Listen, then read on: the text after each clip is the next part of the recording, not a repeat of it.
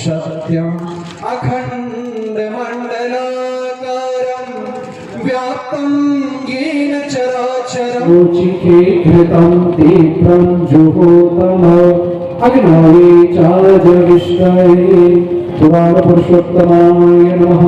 आराधिक्यं समर्पयामि शीतलीकरणं देवाभिवन्दनं पुष्पाभिवन्दनम् आत्मकल्याणार्थी आराधिकाभिवन्दनं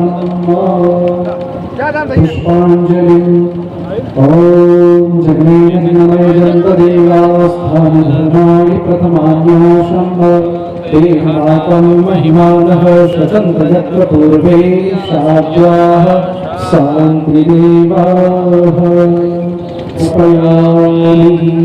बोले कृष्ण कन्हैया लाल की, सियावर रामचंद्र भगवान की, श्री गौरी शंकर भगवान की, अनंत बलवंत हनुमंत लाल जी महाराज की, श्री व्यास जी महाराज की, श्रीमद्भागवत महापुराण की, यज्ञ नारायण भगवान की जय। जय श्री राधे, जय जय श्री राधे, जय जय श्री राधे। परम पूज्य अनंत श्री विभूषित अमलात्मा विमलात्मा सीतानाथ समारंभा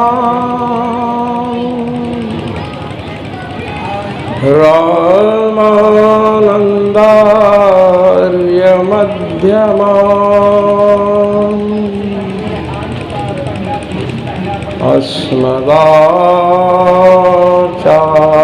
अस्मदाचार्य पर्यन्ता वन्दे गुरु परम्पराम् वन्दे गुरु परम्पराम्।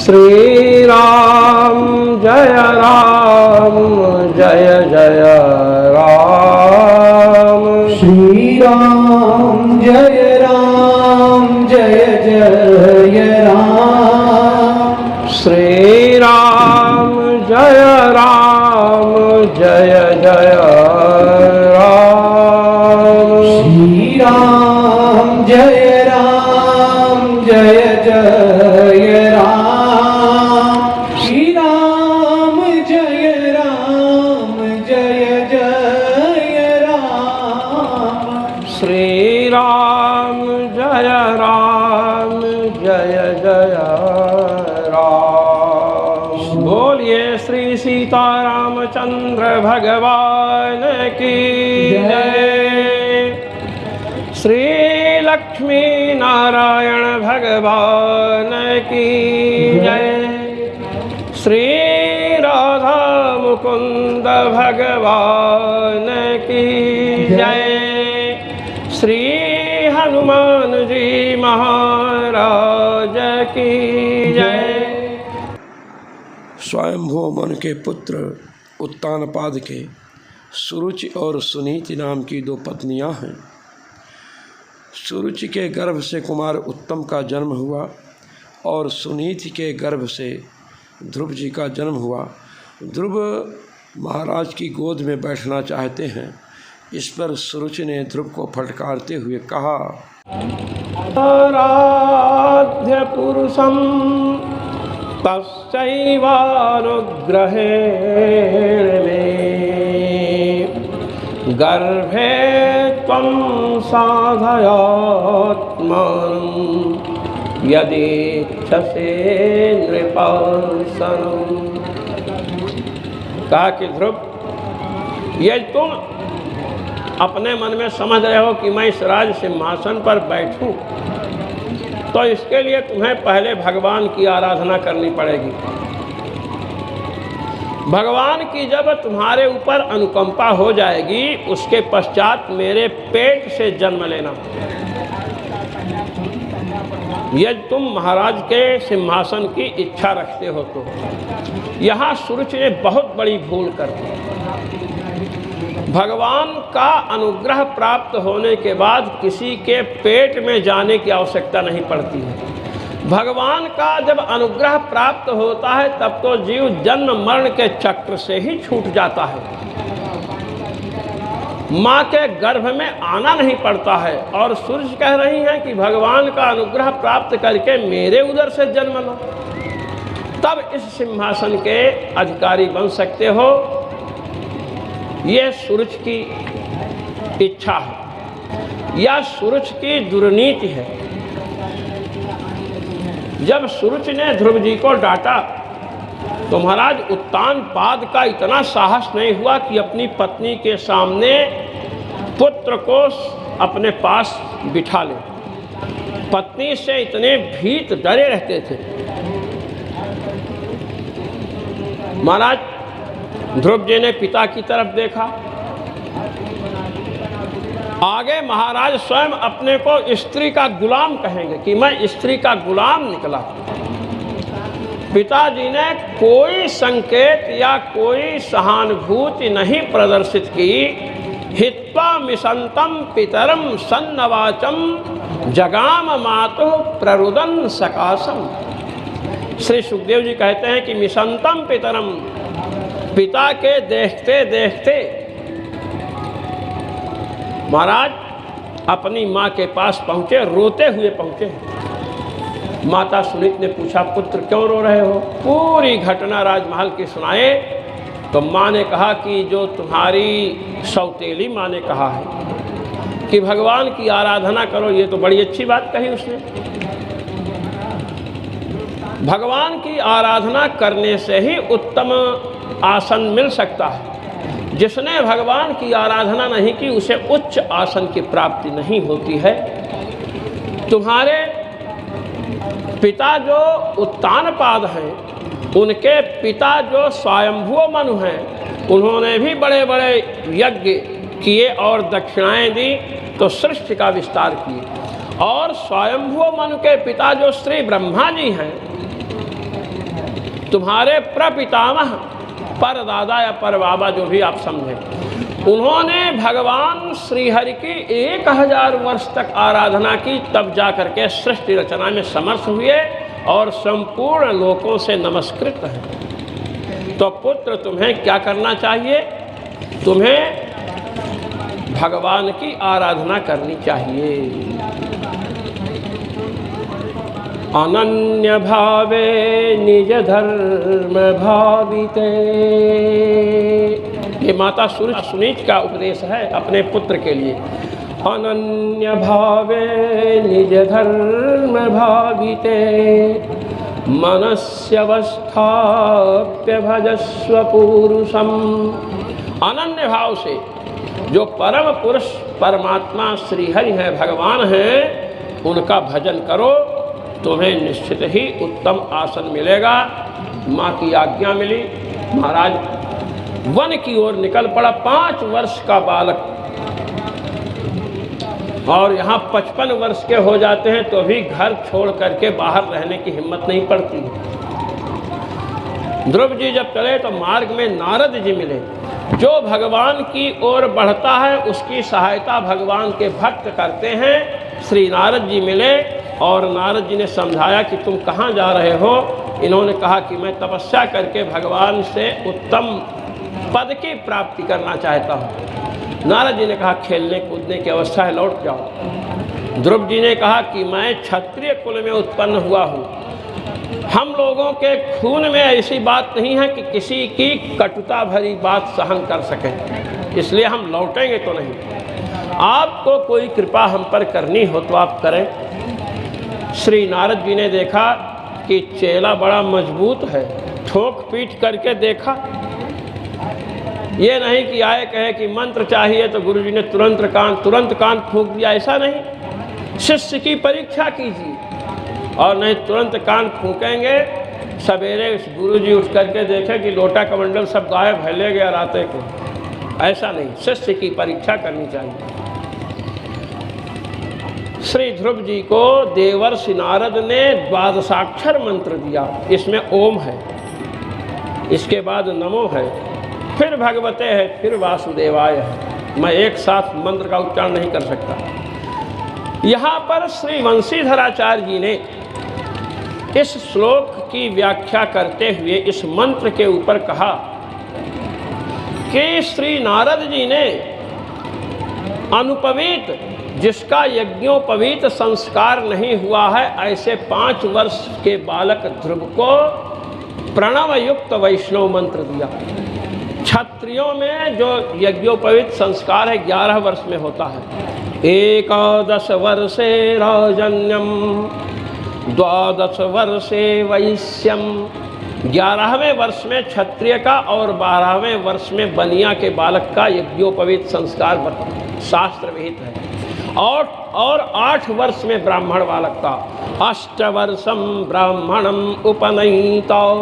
8 वर्ष। अब क्षत्रियों और वैश्यों में परंपरा ही लुप्त हो गई है यज्ञोपवीत वाली। ब्राह्मणों में इतनी लुप्त हो चुकी है कि जब विवाह करना होता है तब यज्ञोपवीत करवाते हैं। ध्रुव जी की 5 वर्ष की अवस्था है, क्षत्रियों के यहाँ 11 वर्ष में यज्ञोपवीत संस्कार होता है। तो इस समय यज्ञोपवीत संस्कार नहीं हुआ, फिर भी प्रणव अर्थात ओम से संयुक्त द्वादशाक्षर मंत्र का उपदेश देवर्षि नारद ने किया है। इससे यह सिद्ध होता है कि प्रणव युक्त वैष्णव मंत्र अनुपवीत जो है, जो यज्ञोपवीत से रहित है, जो ब्राह्मण नहीं है, उसे भी दिया जा सकता है। इस प्रकार की व्याख्या श्री वंशीधराचार्य जी ने की है। देवर्षि नारद ने मंत्र जप बतलाया, उसकी विधि बतलाई और कहा कि भगवान की पूजा करना, मधुबन में जाना और जो मंत्र मैंने दिया है इस मंत्र का उच्चारण करते हुए पुष्प चढ़ाना, तुलसी चढ़ाना, मानस पूजन करना, जो भी करना, इसका जप करते रहना। गुरु जी से जो मंत्र प्राप्त होता है उसके द्वारा हम भगवान की षोडशोपचार पूजा कर सकते हैं मंत्र का उच्चारण करते हुए, यदि हमें वैदिक या तांत्रिक मंत्र नहीं आते हैं तो। और बताया कि यह मंत्र इतना प्रभावशाली है, यदि 7 रात पर्यंत इसका जप किया जाए तो आकाश में, अंतरिक्ष में विचरण करने वाले सिद्ध महापुरुषों के दर्शन होने लगते हैं। श्री ध्रुव जी मधुबन आए और महाराज यहीं पर आकर के साधना करने लगे। अब देखिए 5 वर्ष की अवस्था है, छोटे बालकों को भूख बहुत लगती है। 3 रात जब बीती, एक बार जब 3 रात बीती तो एक बार कपित्थ और वेर का भक्षण करते हैं। कपित्थ का सेवन गणेश जी भी करते हैं। कपित्थ जम्बू फल चारु भक्षणम। श्री गणेश जी महाराज कपित्थ का भक्षण करते हैं। कपित्थ से यदि मुंह में छाला पड़ा हो तो ठीक हो जाता है। कपित्थ और वेर 3 दिन में खाते हैं, 72 घंटे के बाद। 1 मास तक इस प्रकार अभ्यास किया। जब दूसरा महीना आया तो 3 दिन और बढ़ा दिया। 6 दिन पर घास फूस खा करके रहते हैं। घास, पेड़ के पत्ते चबा लेते हैं और रह जाते हैं और भजन कर रहे हैं। ये द्वितीय मास, दूसरा महीना बीत रहा है। तीसरा महीना आया तो 3 दिन और बढ़ा दिया। 9 दिन पर केवल जल पीते हैं और भजन करते हैं। अब भजन करते हुए तीसरे महीने में स्थिति इतनी ऊपर की हो गई कि अब ध्रुव जी की समाधि लगने लग गई। संसार की विस्मृति हो जाती है, केवल परमात्मा की स्मृति रहती है। जब चौथा महीना आया तो 3 दिन और बढ़ा दिया। अब 12वें दिन वायु पी करके रहते हैं, हवा पी करके। लोग कहते हैं ना हवा खाओ। इस प्रकार ध्यान योग में स्थित हुए। जब 5वां मास आया तो वायु पीना भी बंद कर दिया और प्राणायाम किया तो समष्टि वायु, भगवान से जब एकाग्रता हुई तो संसार की जितनी वायु है, इसको समष्टि वायु कहते हैं, वायु का समूह, सब पर महाराज नियंत्रण कर लिया। और समष्टि वायु के आराध्य के अंतर्यामी जो भगवान है उनसे अभिन्नता होने के कारण महाराज जैसे ध्रुव जी ने श्वास रोक रखी है, ऐसे ही जितने स्त्री पुरुष हैं, देवता हैं, देवी हैं, सबके श्वास का अवरोध हो गया, सबका श्वास रुक गया। सब घबरा कर ब्रह्मा जी के पास पहुँचे, प्रभु ये क्या है? ब्रह्मा जी ने कहा चलो भगवान के पास, क्योंकि भगवान सबके रक्षक हैं। श्रीहरि के पास गए, कहिए कौन सी आपत्ति आई? भगवान ने कहा कोई आपत्ति नहीं है, भारतवर्ष के एक 5 वर्ष के नन्हे मुन्ने बालक ने ये कमाल कर दिया है। भगवान ध्रुव जी के समीप आए मधुबन में। भगवान ध्रुव जी को दर्शन देने की इच्छा से गए नहीं, भगवान मधुबन में ध्रुव जी के दर्शन करने की इच्छा से गए हैं। मधुर वनम भृत्य दिदृक्षया गतः। मैत्रेय महर्षि श्री विदुर जी से कह रहे हैं, श्री सुखदेव जी श्री परीक्षित जी से कह रहे हैं, श्री सूत जी शौनक जी से कह रहे हैं कि मधुबन में भगवान किस लिए गए हैं? कहे भृत्य दिदृक्षया, भृत्यम द्रष्टुम इच्छया, अपने भक्त को देखने की इच्छा से भगवान गए मधुबन। आप हम मंदिर में जाते हैं भगवान के दर्शन की इच्छा से, भगवान ध्रुव के दर्शन की इच्छा से वन में गए, जाकर खड़े हो गए। मंदिर में आप जाते हैं, पट बंद है तो खड़े रहते हैं, प्रतीक्षा करते हैं, पट खुले तो दर्शन करें। महाराज नेत्रों के पट खुले तो भगवान को ध्रुव जी देखें, भगवान खड़े हैं, देखे कि ऐसे तो मैं कल्प कल्पांतर खड़ा रहूंगा। भगवान ध्रुव जी के हृदय में जो मूर्ति, जो दिव्य स्वरूप झलक रहा था, उसको अंतर्हित कर दिया, छिपा लिया। अब ध्रुव जी व्याकुल हो गए और नेत्र खोले तो देखे साक्षात श्रीहरि। बोलिए नारायण भगवान की जय। श्री हरि भगवान नारायण का दर्शन हुआ, चरणों में साष्टांग प्रणाम किया। अब स्तुति करना चाहते हैं, किंतु 5 साल के हैं, अभी तो कुछ नहीं पढ़ाई लिखाई है, कैसे स्तुति करें? पस्पर्श बालम कृपया कपोले, भगवान ने अपने वेदमय शंख को गाल से लगा दिया। अब महाराज गाल से लगाया तो सरस्वती फूट पड़ी और भगवान की स्तुति इन्होंने आरंभ कर दी। भगवान ने श्री ध्रुव जी से कहा कि वरदान मांगो, आपको क्या चाहिए? ध्रुव जी ने कहा प्रभु मैंने तपस्या की है सबसे ऊंचे पद की कामना को लेकर के, कहे कि मैं तुम्हें वह पद दे रहा हूँ, वह पद ही तुम्हारे नाम से प्रसिद्ध होगा, उसका नाम ध्रुव पद है, सबसे ऊपर है। जब भगवान वहाँ से चलने के लिए तैयार हुए तो कहे कि तुम राजा बनोगे जाकर के यहाँ से। अपने पिता की गोद में तुम चढ़ना चाहते थे, तुम्हारी सौतेली माँ ने तुम्हें डांटा, माँ के शिक्षा के अनुसार तुमने तपस्या की, तो 36,000 वर्ष तुम्हें राज्य करना है और उसके बाद उस पद पर जाओगे। ध्रुव जी लौट रहे हैं। श्री मैत्रेय जी कह रहे हैं विदुर जी से कि ध्रुव जी लौट तो रहे हैं किंतु मन में बड़ी खिन्नता है। विदुर जी ने कहा कि भगवान का दर्शन होने के बाद मन क्यों खिन्न है महाराज? कहे इसलिए खिन्न है, ध्रुव जी विचार कर रहे हैं कि मैंने मोक्ष को देने वाले भगवान को प्राप्त करके भोग मांग लिया, नश्वर पदार्थों को मांगा, इसलिए खिन्न है। विदुर तुम्हारे जैसी निष्काम श्रेणी सभी भक्तों की नहीं होती है। ध्रुव जी वहाँ से आते हैं। देवर्षि नारद जब ध्रुव जी को मंत्र दिए तो उत्तानपाद के पास पहुँचे और समझाए कि चिंता मत करो। उत्तानपाद ने ध्रुव जी का स्वागत किया, महल ले गए और जब ध्रुव जी कुछ बड़े हुए तो इन्हें राज सिंहासन पर बिठाया। इस प्रकार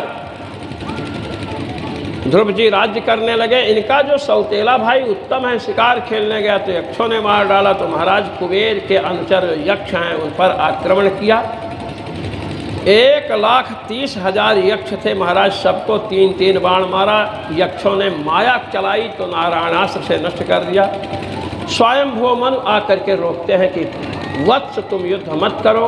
कुबेर जी भी आए और कुबेर जी ने भी समझाया। ध्रुव जी मान जाते हैं। और महाराज अपने पुत्र वत्सर को राज्य दे करके 36,000 वर्ष के बाद बद्रिकाश्रम जाते हैं। वहाँ भगवान का भजन करते हैं। जब अंत समय आया तो भगवत धाम से विमान आया तो मृत्यु देवता पहुँचे, काल देवता। उन्होंने कहा कि इस संसार में जो भी रहते हैं, जो भी आते हैं, ऋषि मुनि जो भी हो, वे जब जाते हैं तो मैं उनका स्पर्श करता हूँ, सबकी मृत्यु होती है। अब आप जा रहे हैं तो कम से कम विमान पर चढ़ने के लिए ही मेरा स्पर्श कर लीजिए, मेरे सिर पर पैर रख करके विमान में चढ़िए।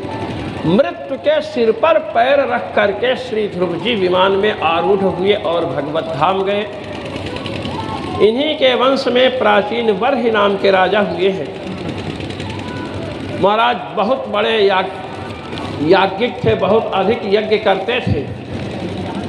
श्री नारद जी ने सोचा कि यज्ञ करते ही करते रह जाएंगे, इसलिए प्राचीन बर्हि के पास देवर्षि नारद पहुँचे।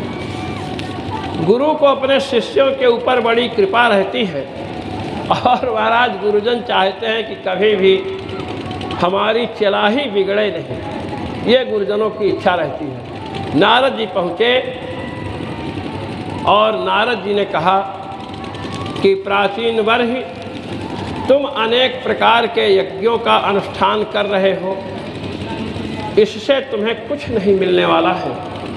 यज्ञ आदि का अनुष्ठान किया जाए अंतःकरण की शुद्ध से, निष्काम भाव से, तो महाराज निष्काम भाव से करने पर बड़ा लाभ होता है। स्वर्गलोक की प्राप्ति होगी, सकाम भाव से करेंगे। इस प्रकार इनको बतलाया और अंत में कहा कि तुमने जितने पशुओं का वध किया है, वे सब पशु तुम्हारी प्रतीक्षा कर रहे हैं। तुमने यज्ञ में जिन जिन पशुओं की, जिन जिन पक्षियों की हिंसा की है, वे तुम्हारी प्रतीक्षा कर रहे हैं।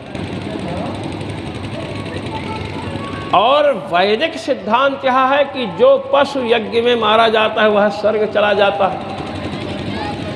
यज्ञ में जो पशु हिंसा होती है उसे हिंसा नहीं माना गया। तो फिर देवर्षि नारद ने कैसे दिखाया? कहे कि योग बल से दिखाया, यद्यपि ऐसी बात नहीं है, फिर भी शिष्य को भगवत भजन की ओर उन्मुख करना है, इसलिए उन्होंने दिखाया। महाराज प्राचीन बर्हि ने कहा कि महाराज बतलाइए हमें क्या करना चाहिए, आप जो बतलाएं मैं वही करने को तैयार हूँ। कहे कि तुम्हें भजन करना चाहिए। पुरंजनोपाख्यान सुनाए, मैं संक्षिप्त निवेदन करता हूँ।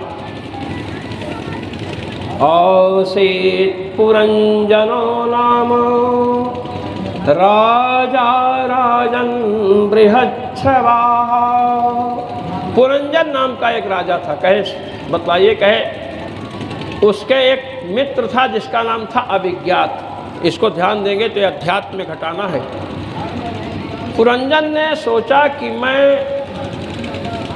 आनंद करने के लिए किसी नगरी में प्रवेश करूं, तो हिमालय के दक्षिण जो भारत है ना अपना, यहाँ आया और देखा कि एक ऐसी दिव्य नगरी है जिसमें 9 द्वार हैं, 9 दरवाजे हैं, और उस नगरी की रक्षा 5 फन वाला एक सर्प कर रहा है।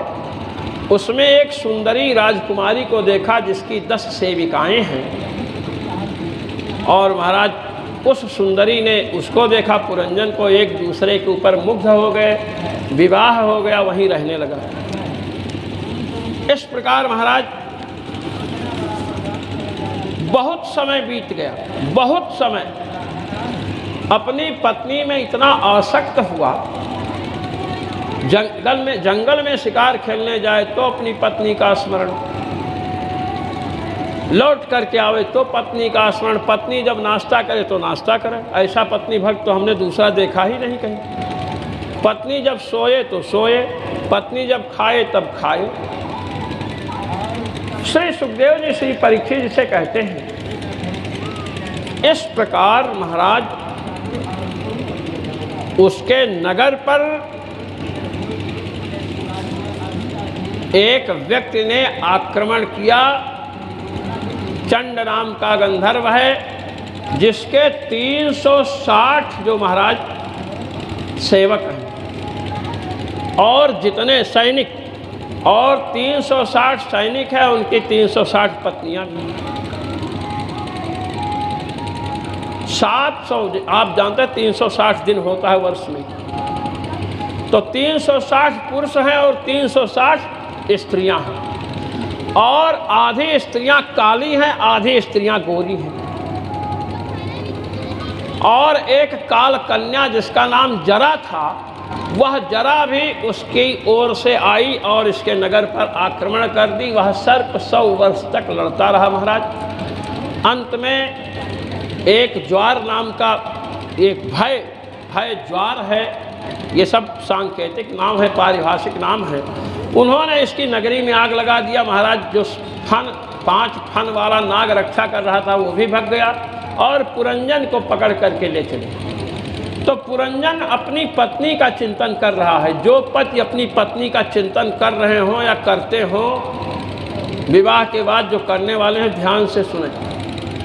पत्नी का चिंतन करते करते महाराज मरा तो दूसरे जन्म में स्त्री बना जाकर के विदर्भ नरेश की कन्या बना, और मलयध्वज के महाराज मलयध्वज ने इसे स्वयंवर में जीत कर ले गए और वहाँ इसके कई संतानें हुई।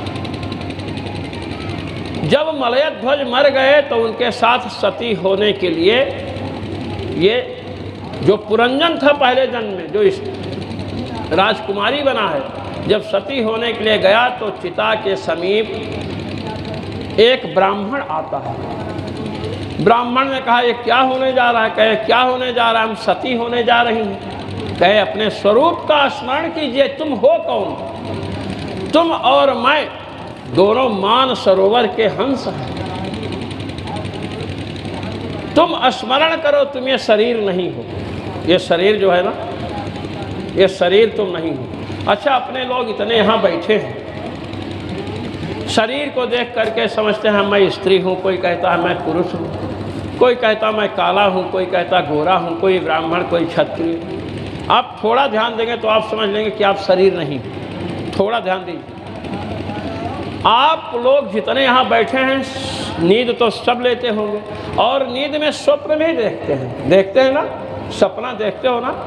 हाँ, सपना जब आप देखते हैं तो आपका शरीर तो बिस्तर पर पड़ा रहता है, और सपने में आप दिल्ली जाते हैं, अयोध्या जाते हैं, कोई कनक भवन जाते हैं, कोई कहीं जाते हैं, मिलते जुलते हैं। आप सपने में रहते हैं, किंतु आपका ये स्थूल शरीर स्वप्न में नहीं रहता है।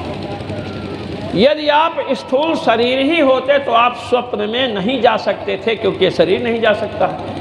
आप स्वप्न में हैं किंतु शरीर स्वप्न में नहीं है, इसलिए शरीर से भिन्न है। आप लोग यहाँ बैठी हैं, आप लोग बैठे हैं, आपका घर वहाँ पर है, तो घर हो क्या?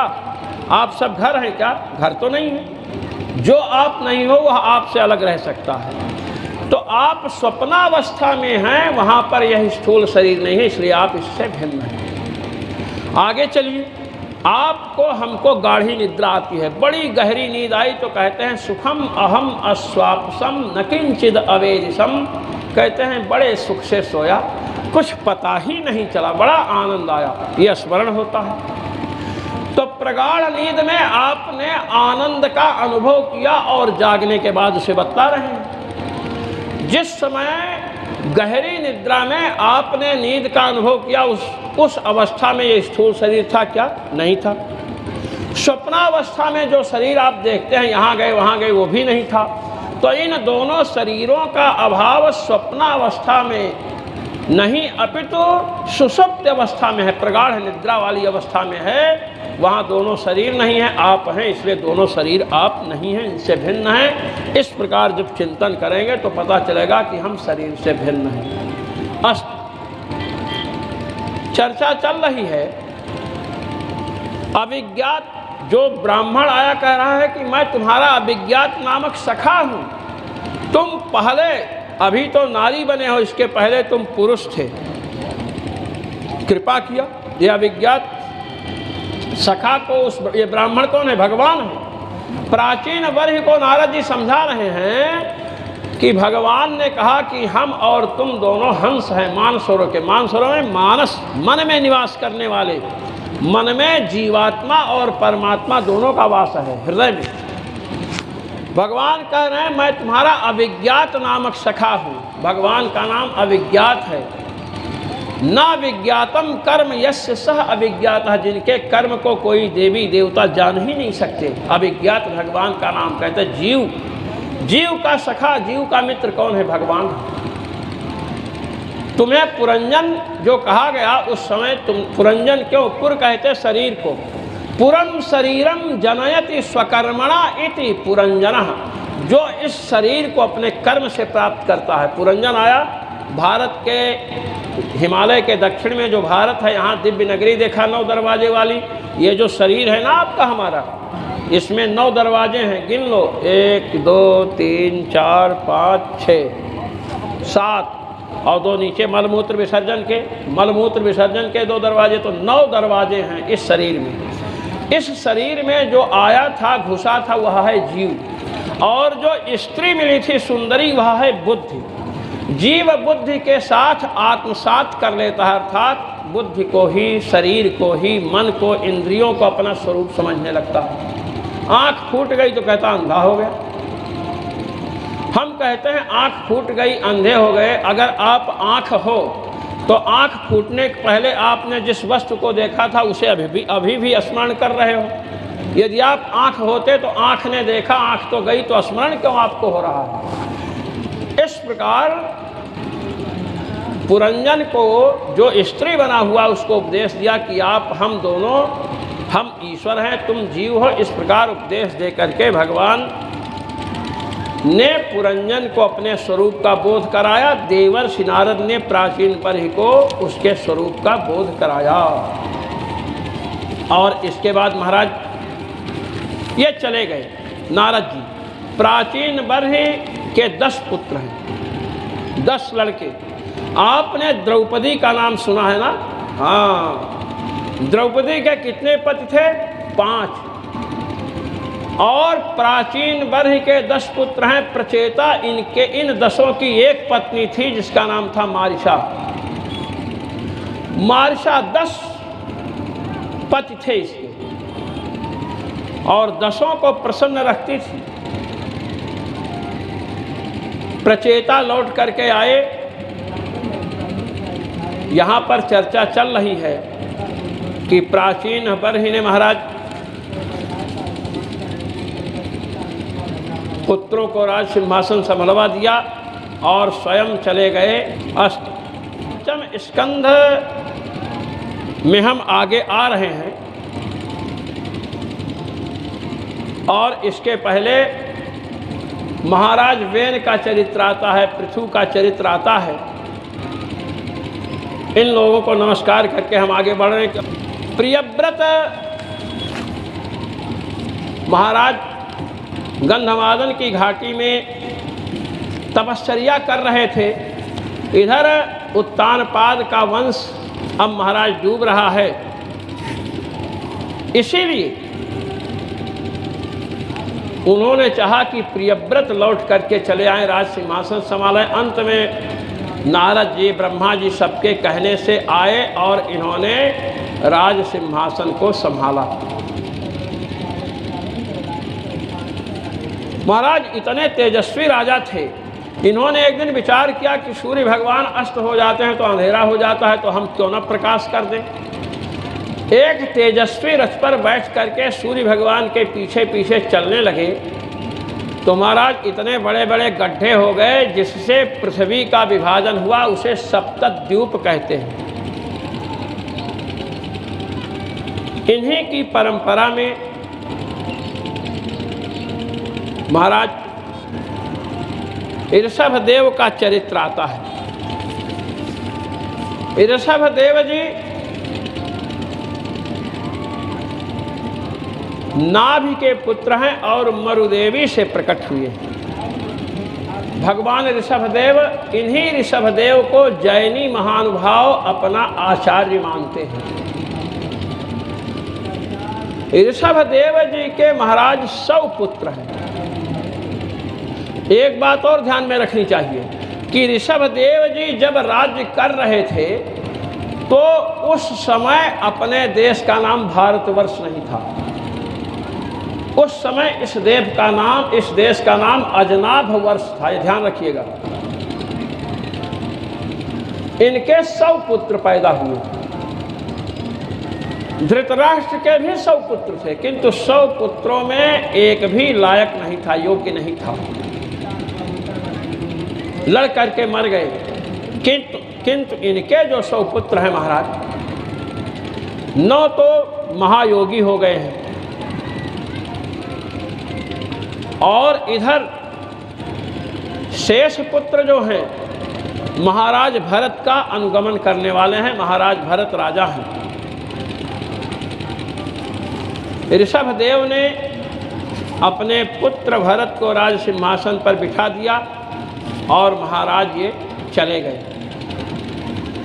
ऋषभदेव जी जब जाने लगे हैं तो उन्होंने एक बहुत सुंदर उपदेश किया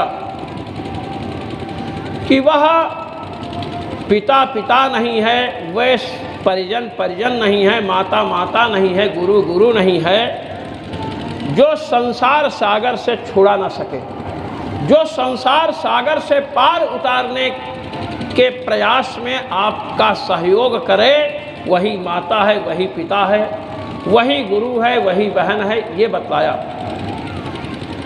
भरत जी का विवाह विश्वरूप की कन्या पंचजनी से हुआ। इन्होंने 5 पुत्रों को जन्म दिया है और महाराज इनके नाम पर अपने देश का नाम भारतवर्ष पड़ा है। देखिए, अजनाभम नाम एतद् वर्षम भारतम इति यत आरभ्य व्यपदिशन्ति। पंचम स्कंध के 7वें अध्याय का 3रा गद्य भाग है। कहते हैं कि जब ऋषभदेव के पुत्र भरत जी राज सिंहासन नहीं संभाले, उसके पहले तक इस देश का नाम अजनाभ वर्ष था। श्री भरत जी, देखिए 3 भरत हैं। एक तो भगवान श्री राम के भाई भरत जी हैं, दूसरे दुष्यंत पुत्र भरत हैं, तीसरे ऋषभदेव के पुत्र भरत हैं। अपने यहाँ स्कूल, कॉलेज और यूनिवर्सिटियों में आज तक ये पढ़ाया जा रहा है कि हमारे देश का नाम दुष्यंत पुत्र भरत के नाम से भारतवर्ष पड़ा है।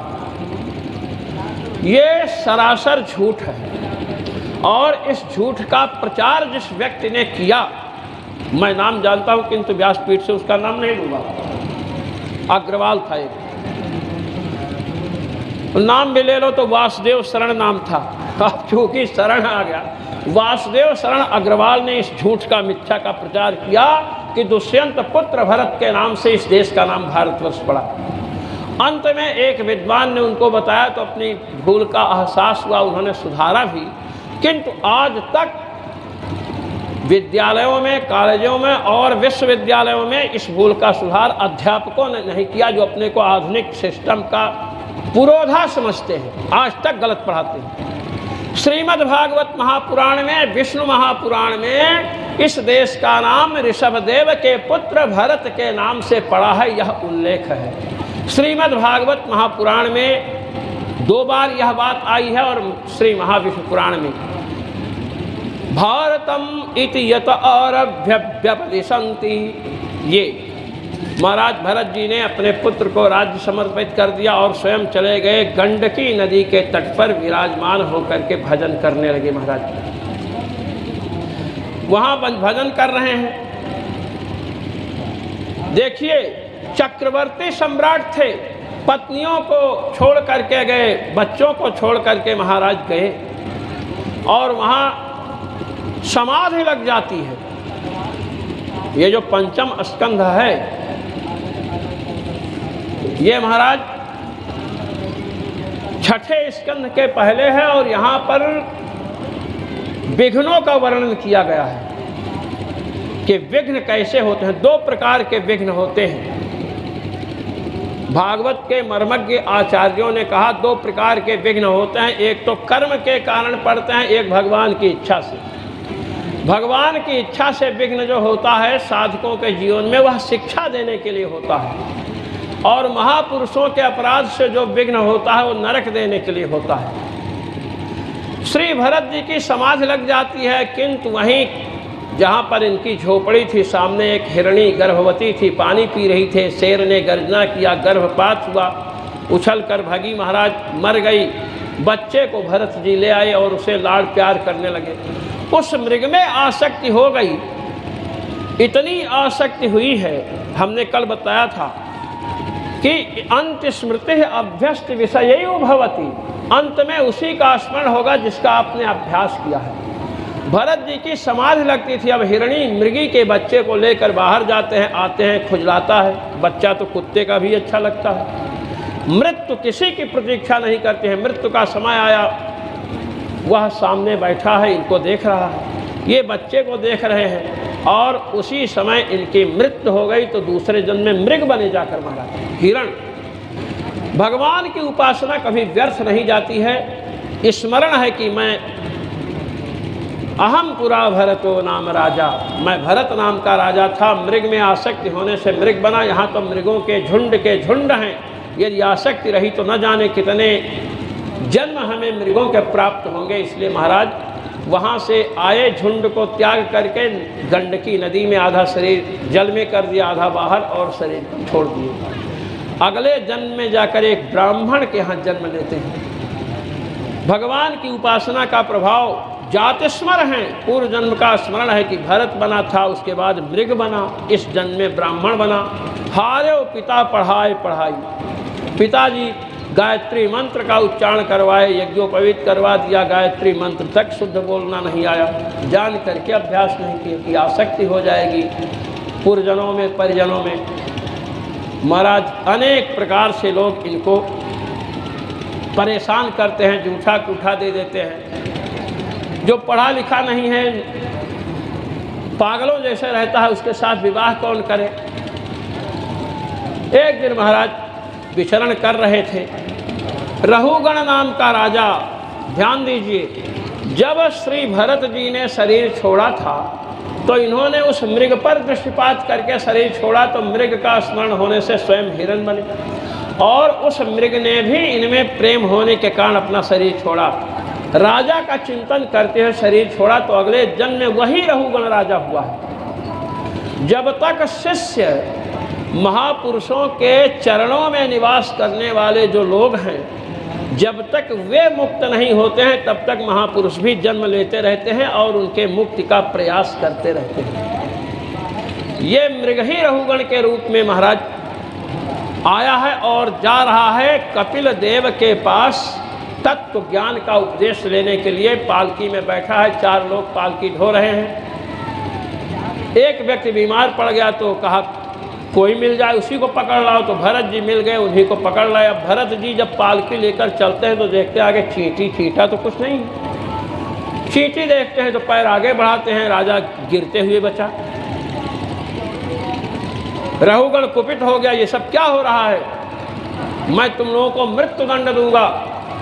3 लोगों ने कहा ये जो मोटा अभी आया है यही जो है इसको गड़बड़ कर रहा है।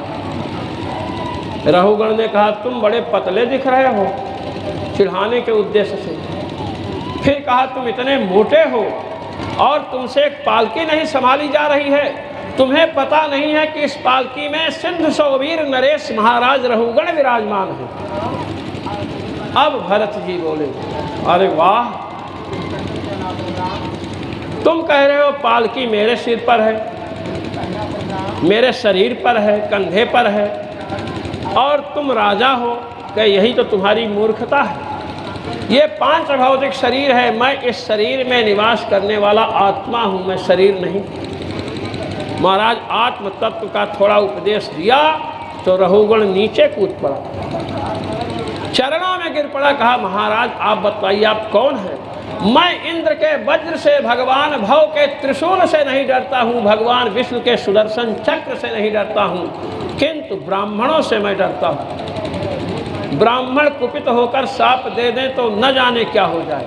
अच्छा, ब्राह्मण जिसको शाप देते हैं उसका उद्धार भगवान भी नहीं करते हैं जल्दी। मुकुतन भय हते भगवान तीन जन्म द्विज बचन प्रवारा। भगवान के हाथ से जो मारा जाता है उसकी मुक्ति हो जाती है, शाश्वत नियम है। भगवान ने हिरण्याक्ष और हिरण्यकशिप को मारा, मुक्त नहीं हुए। भगवान के हाथों में जो मुक्तिदायिनी सामर्थ्य है, उस सामर्थ्य को कुंठित करने की क्षमता ब्राह्मणों के पास है। 3 जन्म का प्रतिबंध लगा दिया था, मुक्त नहीं हुए। आइए, रहुगण ने जब कहा तो इन्होंने कहा कि तुम कौन हो? कहे मैं तो राजा हूँ। तो श्री भरत जी ने कहा अहम पुरा भरतो नाम राजा, मैं भी पहले भरत नाम का राजा था और तुम मेरे हिरण के छौने थे, बच्चे। सब कथा सुनाई। कहा महाराज आप उपदेश दीजिए कि हमारा कल्याण कैसे हो सकता है। देखिए रहुगण को क्या उपदेश दिया श्री भरत जी ने। भगवान को प्राप्त करना है तो तपस्या करते रहो तो भगवान मिल जाएंगे, ऐसी बात नहीं है। केवल यज्ञ करते रहो स्वाहा स्वाहा स्वाहा तो भी भगवान नहीं मिलेंगे।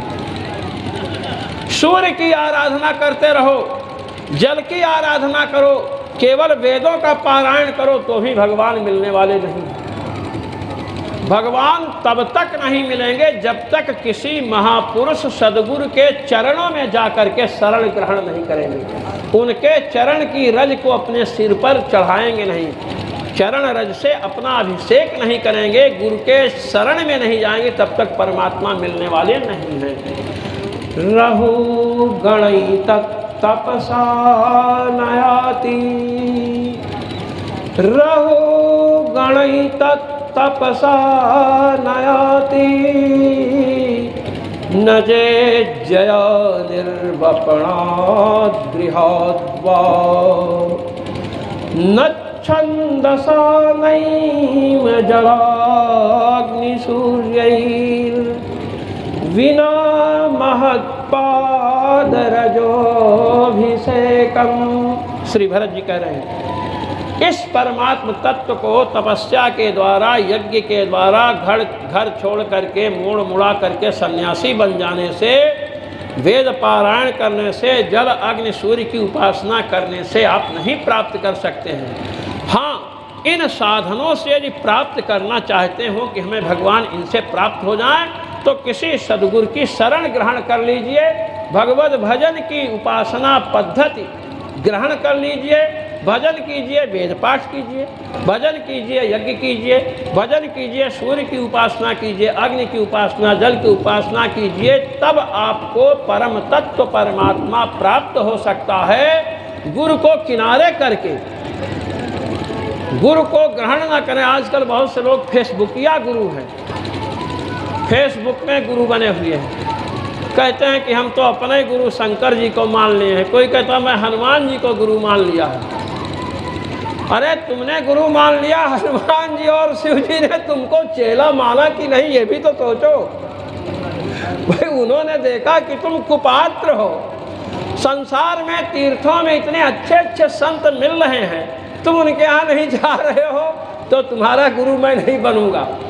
समझे ना, हमारे यहाँ पद्धति है, यदि लौकिक गुरु, संसार में आपको गुरु नहीं मिल रहे हैं आपकी योग्यता के अनुसार, तो भगवान शिव के मंदिर में जाइए, उस मंत्र को बिल्व पत्र में या तुलसी दल में लिखिए, 108 बार चढ़ाइए जप करते हुए, और शंकर जी आपको अपने शिष्य के रूप में स्वीकार कर लेंगे।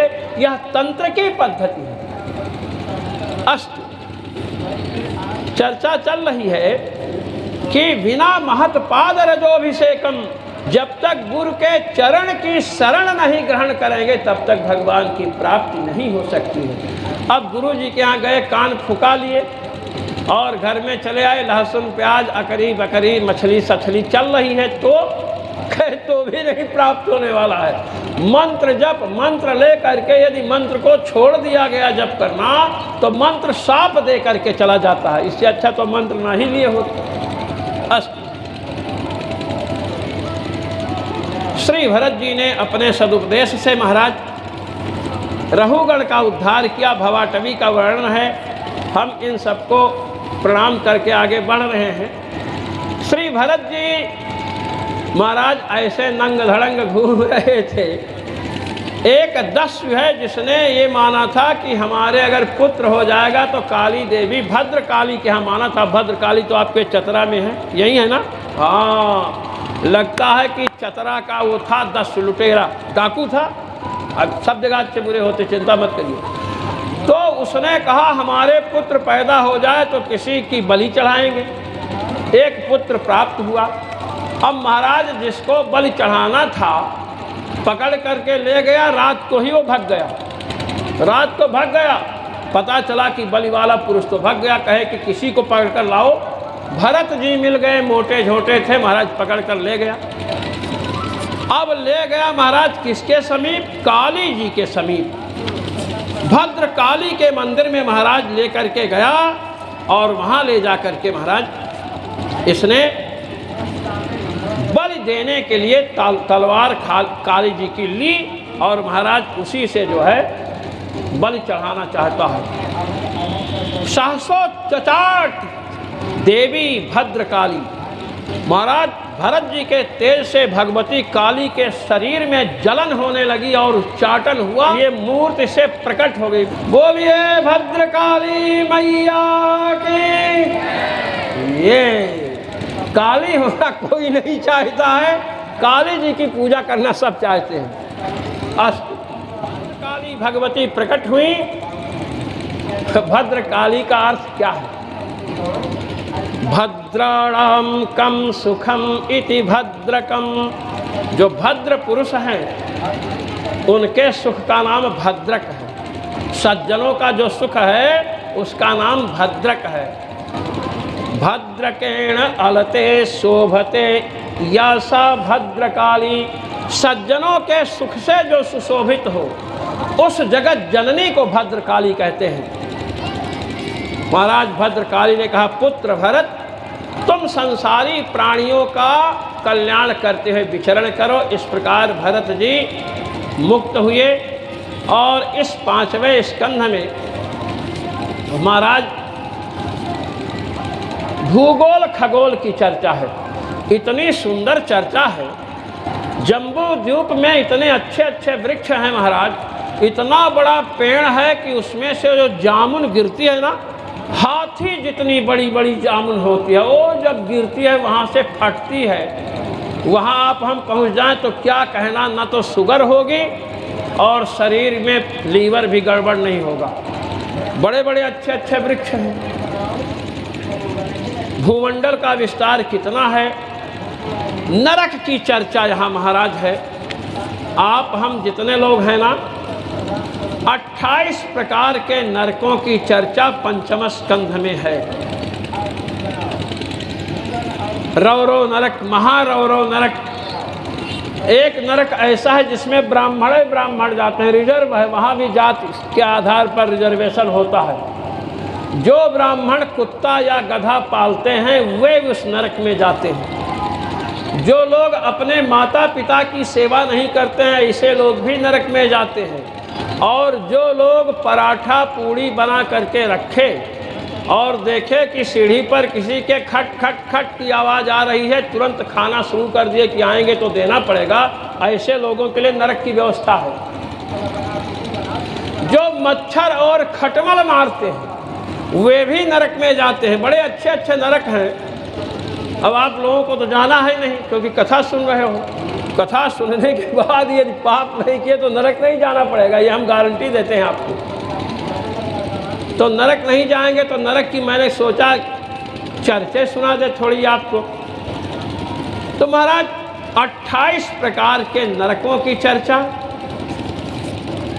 श्री परीक्षित जी से श्री सुखदेव जी ने की। और देखिए 14 लोक हैं। ऊपर देखिए भूर भुवः स्वः महः जनः तपः सत्यम, ये 7 लोक ऊपर हैं।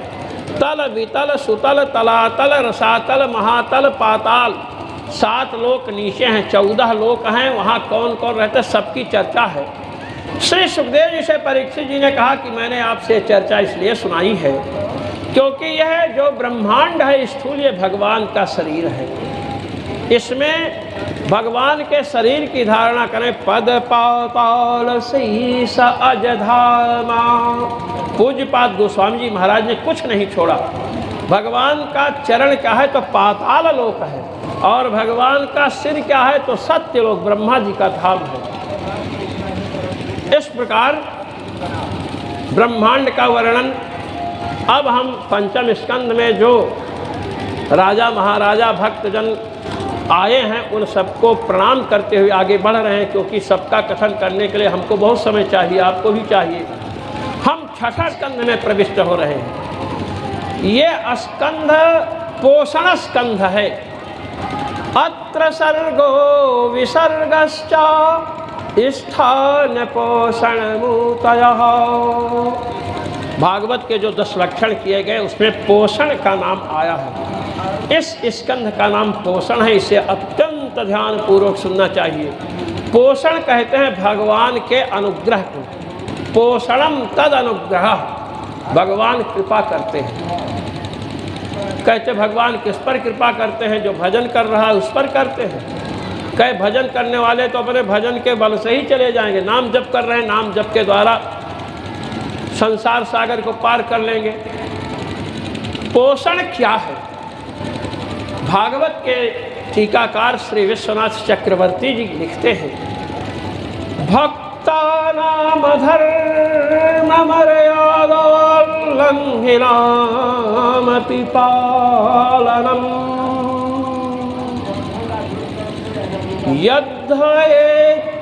यद्भवेत् तत्तु विद्वद्भिः पोषणं परिकीर्तितम्। जो पहले भगवान के भक्त रहे, भगवान की भक्ति कर रहे थे, मान लीजिए कुसंग में पढ़ करके भ्रष्ट हो गए। आप ऐसे भक्तों की कल्पना कीजिए, आप किसी के जीवन में देखते भी हो कि पहले बड़े भक्त थे अब भ्रष्ट हो गए। ऐसे लोगों को ध्यान में आप लाइए। जो भक्त हैं और धर्म की मर्यादा का उल्लंघन कर दिया, जो ऊर्ध्वरेता ब्रह्मचारी बनने का प्रयास कर रहे थे, मान लीजिए वे वेश्यागामी हो गए, इतना पतन हो गया। ऐसे लोगों पर जो अनुग्रह होता है उस अनुग्रह का नाम पोषण है। ऐसे वैसे अनुग्रह को पोषण नहीं कहते हैं महाराज। जो ऊर्ध्वरेता बनने का प्रयास कर रहे थे और वे फिसल करके वेश्यागामी हो गए, ऐसे भक्तों के ऊपर भगवान का जो अनुग्रह है उसका नाम है पोषण। अजामिलोपाख्यान इसी के परिप्रेक्ष्य में प्रस्तुत हुआ। जब नरक की चर्चा सुना श्री परीक्षित जी ने, तो सुखदेव जी के चरणों में कांपने लगे। कहे महाराज इतने इतने बड़े नरक बतलाए, इन नरकों से तो कोई छूट ही नहीं सकता है, छूटने का भी उपाय बतलाइए। ऐसी जिज्ञासा होने पर छठे स्कंध का अवतरण हुआ है कि भगवान के अनुग्रह के प्राप्ति का प्रयास करो। कहते हैं कान्यकुब्जे द्विजः कश्चित् दासी पतिरजामिलः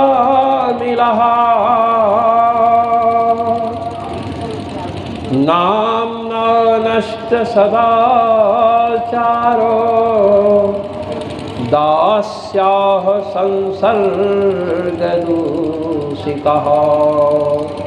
कान्यकुब्ज में कन्नौज, कान्यकुब्ज का ब्राह्मण है तो कन्वजिया ब्राह्मण जरूर होगा, सरयू पारीण नहीं होगा, ये निश्चित है। कान्यकुब्ज कन्नौज में कन्वजिया ब्राह्मण बहुत है महाराज। कान्यकुब्जा द्विजाः श्रेष्ठाः, कान्यकुब्ज ब्राह्मण बड़े श्रेष्ठ माने गए हैं, किंतु जिस ब्राह्मण की चर्चा हो रही है यह अधम से अधम है। इसने एक शूद्रा को ला करके घर में बिठा लिया। शूद्रा जो शराब पीती थी, मद्यपान करती थी, वेदों का पारंगत विद्वान है, पत्नी है महाराज, फिर भी लाया और महाराज चोरी करके, चोरी चमारी करके धन एकत्र करता है। 88 वर्ष की अवस्था हो गई, फिर भी लोगों का गला काटने में पीछे नहीं है। 10 लड़कों का जन्म हुआ इसके। जो छोटा पुत्र है उसका नाम है महाराज नारायण। हम संक्षिप्त में चल रहे हैं। नारायण नाम महात्माओं ने रखा है। बड़ा पापी था। महात्मा लोग पधारे, पत्नी रखैल तो घर पर थी, कहीं डाका मारने गया होगा, चोरी करने। अजामिल लौट करके जब आया तो रखैल ने कहा कि हमारे मिलने जुलने वाले आए हैं, सोचे कि इतना पाप किया है कुछ साधु महात्माओं की सेवा करके मुक्त हो पाप से।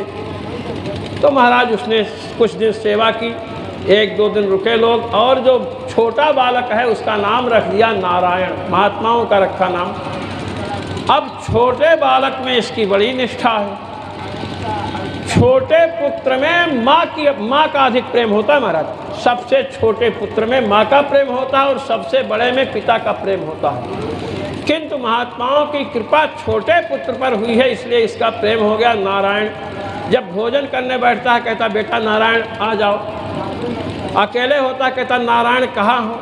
इस प्रकार महाराज इसकी मृत्यु का समय आया तो इसने देखा कि इसके सामने 3 यमदूत प्रकट हुए। बड़े बड़े बिखरे केस हैं, हाथों में बर्छी भाला लिए हैं, बड़े भयंकर बड़े बड़े निकले दांत हैं। अब भजन नहीं करेंगे, कथा नहीं सुनेंगे तो यही लेने आएंगे, पहले मैं बता दे रहा हूँ, आप लोग तो निश्चिंत रहना। तो महाराज जब देखा और उनके हाथ में पास है फंदा जिससे लोगों को बांधा जाता है, महाराज इसके अंतरात्मा को यमपाश से बांधकर खींचना शुरू किया। इधर जब यमदूतों को देखा तो बड़ा भयभीत हुआ, अपने लड़के का स्मरण हुआ। किसका अभ्यास किया है? छोटे बालक के नाम का, नारायण नारायण। महाराज जब इसने नारायण का उच्चारण किया, अब मर रहा है, प्राण खींचा जा रहा है, तो नारायण जैसे आप हम बोलते हैं ऐसे नहीं बोला, ना रा यो इस प्रकार आवाज निकली। 4 अक्षर इसके मुख से निकला और महाराज 4 अक्षर, जैसे 4 अक्षर का उच्चारण हुआ भगवान के 4 पार्षद प्रकट हुए। बोलिए श्रीमन नारायण भगवान की जय। 4 पार्षद, जो नहीं बोलोगे ना तो अजामिल को लेने जो 3 आए हैं उनको भेज दूंगा इसी तरफ, आप लोगों की तरफ, निश्चित है। तो देखिए 4 अक्षर का नारायण नाम है, नारायण। 4 पार्षद प्रकट हुए और महाराज तुरंत यमदूतों को डांटा, रुक जाओ।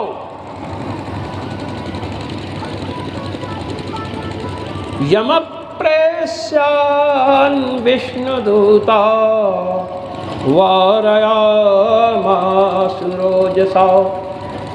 अपने प्रचंड तेज से प्रज्वलित होने वाले भगवान के पार्षदों ने एकदम मना कर दिया, रुक जाओ। महाराज रुक गए, कांपने लगे, पूछे आप लोग कौन हैं? 4।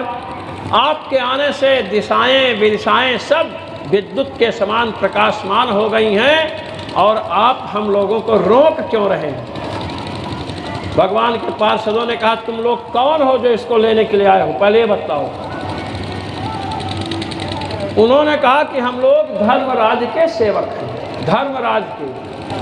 किमर्थम धर्मपालस्य किंकरान्नो निषेधथा। हम लोग धर्मराज के सेवक हैं और धर्मराज के सेवकों को आप लोग मना कर रहे हो कि मत ले जाओ, ऐसा क्यों कर रहे हो? भगवान के पार्षदों ने कहा कि ओ तुम लोग धर्मराज के सेवक हो? कहे हाँ। कहे हो तो धर्मराज के सेवक, लेकिन तुम्हें धर्म का बिल्कुल ज्ञान नहीं है। बताओ धर्मस्य किम लक्षणम, धर्म का लक्षण क्या है?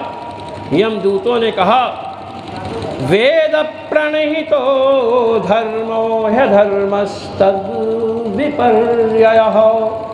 वेद भगवान जिसका प्रतिपादन करते हो धर्म है, वेद भगवान जिसका निषेध करते हैं वह अधर्म है। कहे ओ इतना जानते हो? कहे हाँ।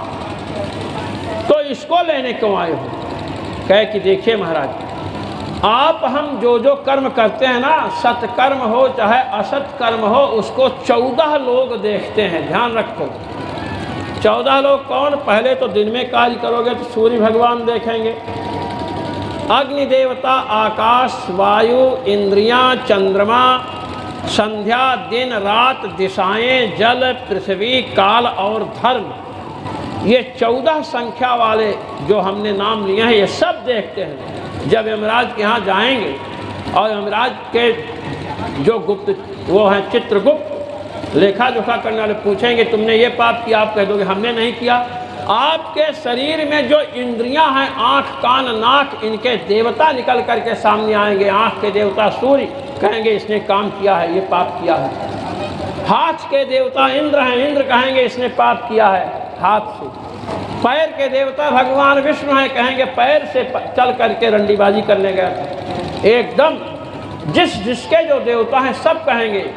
रात को चोरी करते हैं रात्रि देवता, रात्रि तदवलुम्पतु, पाप को नष्ट करने के लिए रात्रि देवता से प्रार्थना की गई। रात्रि देवता आकर के सामने बताएंगे रात में इसने ये पाप किया है। दिनाभिमानी देवता बताएंगे दिन में ये पाप किया। संध्या के देवता संध्या, कहाँ तक बचोगे। इस प्रकार इसके पापों की गणना यमपुरी में हुई, धर्मराज की सभा में हुई, तो हम लोग लेने आए। भगवान के पार्षदों ने कहा कि अच्छा अब क्या करोगे। कहे इसको ले जा करके हम लोग धर्मराज से यमराज के यहाँ इसको दंडित करवाएंगे। कभी कोल्हू में परवाएंगे, कभी कड़ाह जिसमें तेल उबल रहा उसमें डालकर पकौड़ी बनाएंगे। ये सब यातना में शरीर मिलने पर ये सब होता है, मरता नहीं आदमी। पकौड़ी बना डालेंगे, काट डालेंगे, फिर भी मरेंगे नहीं। मरेंगे तो कष्ट कौन भोगेगा। यातना में शरीर नरक में मिलता है। लेकिन कथा सुन रहे हो, आगे से पाप नहीं करेंगे तो नहीं है मिलेगा, ये आप समझ लीजिए। तो कहे कि अच्छा, भगवान के पार्षदों ने कहा कि तुम लोग बहुत मूर्ख हो। कहे क्यों।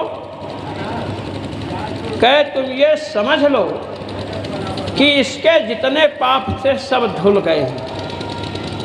जितने पाप थे इसके सब धुल गए। एतेनैव घोनो स्यात् कृतं स्यादघनिष्कृतिम्।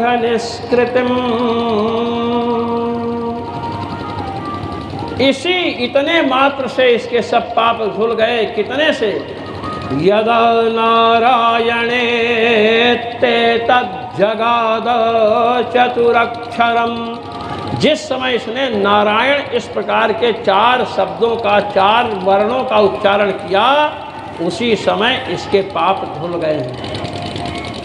इसलिए अब आप लोग इसको लेकर के नहीं जा सकते हैं। भगवान के नाम का उच्चारण 4 अक्षर का उच्चारण किया, सब पाप धुल गए। देखिए, पापों का प्रक्षालन करना है, पाप नष्ट हो जाए, इस कामना से यदि नाम जप किया जाए तो भगवान के चिंतन की भी आवश्यकता नहीं। भगवान में मन नहीं लगेगा तो भी पाप नष्ट होंगे। एक बार नाम के उच्चारण से ही अनंतानंत पाप नष्ट होते हैं। देखिए, भगवान के पार्षद कह रहे हैं, हे यमदूतों, तुम लोग कह रहे हो कि इसने इस जन्म में अनेक पाप किया है इसलिए यमपुरी ले जा रहे हैं। हम कह रहे हैं कि इसने इसी जन्म के पाप का नहीं अपितु करोड़ों जन्मों के पापों का प्रायश्चित इसने किया है। क्या करोड़ों जन्म के पाप का हम लोगों ने नहीं देखा। क्या देखे हो लेकिन तुम समझते नहीं हो। अयम में कृत निर्वेशो जन्म कोट्यम हसामपि यद्व्याजहार विवशो नाम स्वस्त्ययनम हरे। इसने जिस समय मोक्ष के आश्रय भगवान नारायण के नाम का उच्चारण कर दिया, उसी समय इसके करोड़ों जन्मों का प्रायश्चित हो गया। यमदूतों ने कहा भगवान के नाम का उच्चारण किया इसलिए इसके प्रायश्चित हो गए। कहे हाँ। कहे सुनिए, अब इससे पूछो कि इसने भगवान नारायण के नाम का उच्चारण किया कि अपने लड़के को बुला रहा था, इसी से पूछ लीजिए। भगवान के पार्षदों ने कहा अच्छा, इससे न पूछो, हमसे पूछो, मैं बतला रहा हूं। इसने नारायण नाम का उच्चारण किया। नारायण हमारे स्वामी का नाम है कि नहीं। कहे है। कहे उसी नाम को तो लड़के का नाम रखा गया, उसके समान ये नाम है कि नहीं। लड़के का जो नारायण नाम है, यह नाम हमारे स्वामी लक्ष्मीपति नारायण भगवान के नाम के समान है कि नहीं। क्या सुनिए, सांकेत्यम पारिहास्यम स्तोभम हेलन में वा वैकुंठनामग्रहणम अशेषाघरम विदुः। कहे हमारे स्वामी का जो नाम लेते हैं उनका पाप तो नष्ट होता ही है, और भी उस नाम को किसी प्रकार से लो तो पाप नष्ट होता है। कैसे? सांकेत्यम, भगवान के पार्षद सुना रहे हैं भगवान नाम की महिमा।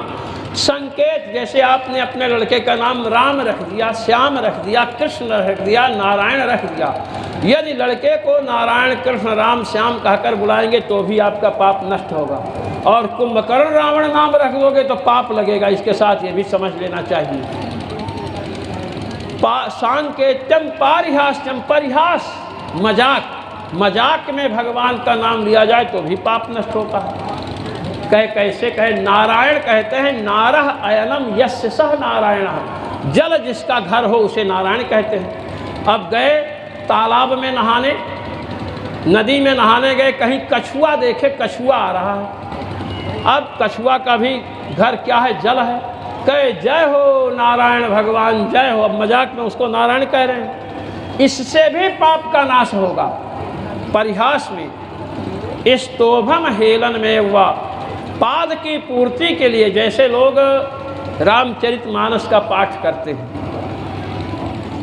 कहते हैं रामचरितमानस का अखंड पाठ कर रहे हैं, तो कुछ लोग कहते हैं कि जब अखंड पाठ आप कर रहे हैं, जामवंत के वचन सुहाए, अब उसके बाद जोड़ दिया रामा हो रामा, जोड़ते हैं,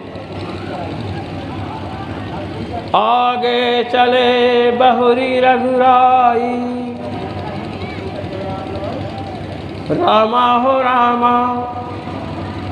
इस प्रकार एक एक चौपाई के बाद रामा हो रामा, जय शंकर, जय जय हनुमाना कुछ भी जोड़े, आगे की चौपाई बोले तो लोग शंका करते हैं कि इससे पाठ खंडित हो गया। ये शंका करते हैं, कई लोगों ने शंका किया है कि रामा हो रामा ये सब नहीं जोड़ना चाहिए, नहीं तो गोस्वामी जी ने तो रामा हो रामा नहीं लिखा, वो तो आप अपने तरफ से जोड़ रहे हो, तो पाठ को खंडित कर दिया। इस शंका का समाधान मैं कर रहा हूँ। साथ में स्तोभम हेलन में हुआ, पाद की पूर्ति के लिए भी, लयबद्धता लाने के लिए रामा हो रामा, आनंद के लिए जोड़ दिया, तो भी भगवान नाम वहाँ वैगुण्य नहीं साधगुण्य प्रस्तुत करेगा, अर्थात उससे पाप का प्रनाश होगा, पाप का नाश होगा। इस प्रकार महाराज भगवान नाम की महिमा सुनाया। इसने अपने पुत्र को, जो नारायण नाम रखा गया है पुत्र का, उस नाम का इसने उच्चारण किया है, संकेत किया गया पुत्र में, इसलिए इसके समस्त पाप नष्ट हो गए हैं। इसलिए इसे तुम लोग नहीं ले जा सकते हो। महाराज इस प्रकार जब भगवान के पार्षदों ने यम किंकरों से कहा तो महाराज अपना मुँह लेकर के चले गए। यमराज के पास पहुँचे और कहते हैं कि आप को हम समझते थे कि सबसे बड़े तीनों लोकों के राजा आप ही हो, आज पता चला कि आपके शासन की अवहेलना करने वाले भी लोग कुछ रहते हैं। यमराज ने भगवान नारायण के चरणों में प्रणाम किया और अपने पार्षदों से कहा, अपने दूतों से कहा कि देखो, हम सबके स्वामी नहीं हैं, हम जिनके चरणों की एक तुच्छ कला है उन भगवान श्रीहरि के पार्षद थे। भगवान को प्रणाम किया और अपने पार्षदों से कहा, दूतों से कहा कि देखो, जो भगवान का भजन करते हैं, भगवान नाम का संकीर्तन करते हैं, उनके सुरक्षा के लिए भगवान के पार्षद विचरण करते रहते हैं। भूतानि विष्णु सुरपूजितानि दुर्दर्शलिंगानि माद्भुतानि रक्षन्ति तद्भक्तिमता परेभ्यो मत् भक्तश्च मर्त्यानथ सर्वतश्च भूतानि विष्णोः सुरपूजितानि। भगवान के जो पार्षद हैं ना, तुम लोगों जैसे नहीं है कि मार खा करके चले आए। देवराज इंद्र ब्रह्मा जी उनकी पूजा करते हैं, भगवान के पार्षदों की। दुर्दर्श लिंगानि, उनके चिन्ह को देख करके आप समझ नहीं सकते हैं कि ये भगवान के पार्षद हैं। जब भगवान ही शूकर बन जाते हैं महाराज, लोग नहीं समझ पाते हैं, और पार्षद बन जाए तो क्या समझेंगे। महाद्भुतानि, अत्यंत अद्भुत होते हैं। भगवान के पार्षद भक्तों की रक्षा के लिए महाराज इतने पराक्रम को प्रदर्शित करते हैं कि कोई भी आवे तो रक्षा नहीं कर सकता।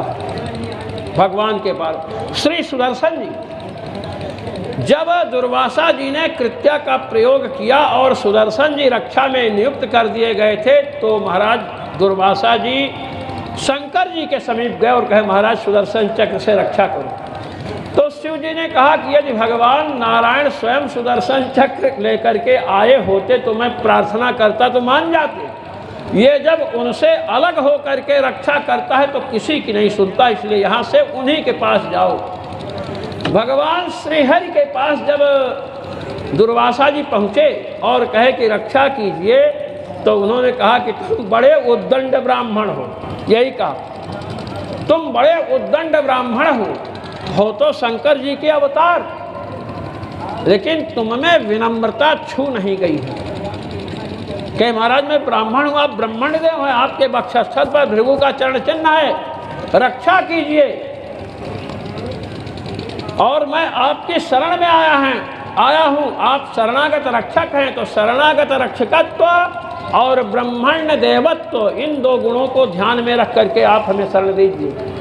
भक्त वात्सल्य गुण सबही को टारे हैं। भगवान ने कहा मैं भक्त वत्सल भी तो हूँ, मेरे भक्त अम्बरीश का तुमने अपमान किया है। दुर्वासा जी ने कहा अम्बरीश क्षत्रिय है, मैं ब्राह्मण हूँ, क्षत्रिय का पूज्य ब्राह्मण होता है कि नहीं? कह होता है। कह तो मेरी रक्षा कीजिए, और मैं तो आपका भी पूज्य हूँ, आप ब्रह्मण्य देव हैं। कह कि देखो दुर्वासा जी, भक्ति में जातिवाद को महत्व नहीं दिया जाता है। भक्ति का कांटा है यह जाति। तुम कह रहे हो कि अम्बरीश क्षत्रिय है और तुम ब्राह्मण हो, एक बात मैं तुमसे पूछ रहा हूँ। कह पूछिए। कहे जिस समय तुमने कृत्या का प्रयोग किया, महाभीषणाकृति राक्षसी जब त्रिशूल लेकर के अम्बरीश जी पर टूट पड़ी, तो अम्बरीश जी एक पग भी पीछे हटे थे? दुर्वासा जी ने कहा नहीं, बिल्कुल नहीं हटे। कहे अच्छा नहीं हटे? नहीं हटे। और जब सुदर्शन चक्र आपके पीछे पड़े तो आप तीनों लोकों में कहाँ कहाँ नहीं गए बताइए? दुर्वासा जी ने कहा मैं सब जगह गया, आपके समीप भी आया हूँ। कहे अब आप ये बताइए कि देह में आपकी आसक्ति अधिक है कि अम्बरीश जी की? देहाध्यास किसको अधिक है? कौन देह को आत्मा समझ बैठा है? अम्बरीश यदि शरीर को आत्मा समझते होते तो वे भी प्राण बचाने के लिए भगते। अम्बरीश शरीर से अपने को भिन्न परमात्मा का सेवक समझते हैं, इसलिए नहीं भगे, और तुम शरीर को ही आत्मा समझ बैठे हो, इसलिए तुम यहाँ आए। तो बताओ अम्बरीश महान है कि तुम महान हो? कहे नहीं, अम्बरीश महान है, क्योंकि जिसका देहाध्यास छूट गया, देह को ही मैं ब्राह्मण हूँ, मैं क्षत्रिय हूँ ऐसा लगा रखे हैं, मैं सच्चिदानंद घन सर्वेश्वर भगवान का दास हूँ, शरीर से भिन्न हूँ, ऐसा जिनका अनुभव है वे सबसे बड़े होते हैं। इसलिए महाराज भेज दिया सुदर्शन से, कहा कि जला मत देना। वहाँ पहुँचते पहुँचते महाराज वहाँ पर पहुँचे और भक्तों की महिमा का गान करने लगे। इसके पहले बड़ी निंदा करते थे महाराज दुर्वासा जी। 1 वर्ष तक अम्बरीश जी प्रतीक्षा कर रहे थे। महाराज चरणामृत लेकर के रहे और पहुंच करके महाराज चरणों में गिर पड़े, क्योंकि सुदर्शन जी की गर्मी जैसे आपके पीठ के पीछे कोई हीटर लगा दे ऐसे गर्म कर रहे थे, सेकाई हो रही थी आलू जैसे। बड़े संतुष्ट थे। और फिर अम्बरीश जी की प्रार्थना से सुदर्शन जी शांत हुए। कथन का तात्पर्य यह है कि भक्ति में जाति का महत्व नहीं है, दुर्दर्श लिंगानि महाद्भुतानि, भगवान के पार्षद अत्यंत अद्भुत होते हैं। धर्मराज यमराज कह रहे हैं कि रक्षन्ति तद भक्ति मतः परेभ्यः, परेभ्यः माने शत्रुभ्यः, शत्रुओं से भक्तों की रक्षा करते हैं। भक्तों के जो शत्रु होते हैं उनसे भगवान के पार्षद उन भक्तों की रक्षा करते हैं। मत्तश्चा, यमराज कह रहे हैं कि शत्रुओं की छोड़ो, मैं भी यमदंड लेकर पहुंच जाऊं तो रक्षा करते हैं। कहे कि सर्वतश्चा, अग्नि जल इत्यादि सबसे रक्षा करते हैं। इस प्रकार महाराज यमराज ने अपने पार्षदों को बतलाया और कहा कि हम 12 लोग हैं जो भागवत धर्म को जानते हैं। ब्रह्मा जी हैं, शंकर जी हैं, प्रहलाद हैं, मनु हैं, सनकादिक हैं। अंत में वलिर्वैयासकिर वयम, वयम अपने को कहा। तो यमदूतों ने एक प्रश्न किया कि महाराज जब आप इतना महत्व भगवान के भक्तों का, भगवान के नाम का समझते हैं तो आपने यम स्मृति में लिख क्यों नहीं दिया कि हम लोग भी पढ़ करके समझ करके किसी के पास जाते, उनके पास जाते ही नहीं, अजामिल जैसे लोगों के पास। कहते हैं द्वादशैते विजानीमो धर्मं भागवतं भटाः, विजानीमः हम जानते हैं, विजानीमः न तो लिखामः हम जानते हैं, लिखते नहीं। कहे लिखते क्यों नहीं? कहे लिख देंगे तो सारे संसार के लोग राम राम नारायण नारायण करके वैकुंठ पहुंच जाएंगे तो यमपुरी में खाली नहीं हो जाएगी। ये इस प्रकार महाराज भगवान नाम का महात्म्य, इसके बाद दक्ष जी की चर्चा है। और अब छठे स्कंध को प्रणाम करके हम आगे बढ़ते हैं। हम सप्तम स्कंध में पहुंच रहे हैं।